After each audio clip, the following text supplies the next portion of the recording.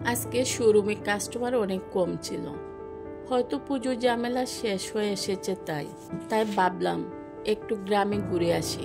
অনেক দিন ধরে বাড়ির কাজও বন্ধ ছিল, 2 দিন হলো আবার শুরু হয়েছে।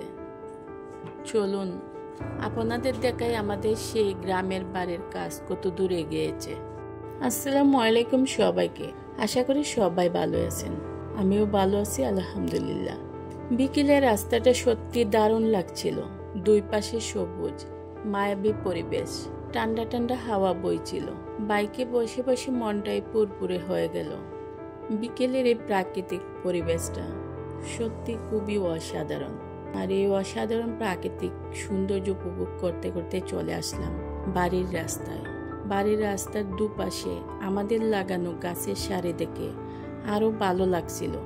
আসলে আমরা দুজনেই খুবই গাছ প্রেমী। ঘরের কাজ প্রায় শেষের পথে। আজ 3টা রুমে ফ্লোর নেট ফিনিশিং দেওয়া হলো, কালো আর লাল রঙের। মাশাআল্লাহ অনেক সুন্দর লাগছে। শুধু বাথরুমটা বাকি আছে। ইচ্ছা ছিল টাইলস করব। আগে ভেবেছিলাম পুরো ঘর টাইলস করব, পরে ভাবলাম গ্রামের ঘর গ্রামের মতোই থাকুক, আসল সৌন্দর্য তো এখানেই। অন্য রুমের ফার্নিচারগুলা একটা রুমে নিয়ে আসাতে ঘরটা অনেক এলোমেলো হয়ে আছে। বারান্দার ফ্লোরটাও ভাঙা হয়েছে।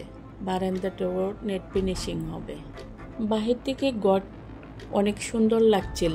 আশা করি রং করার পরে ঘরটা আর অনেক বেশি সুন্দর হবে।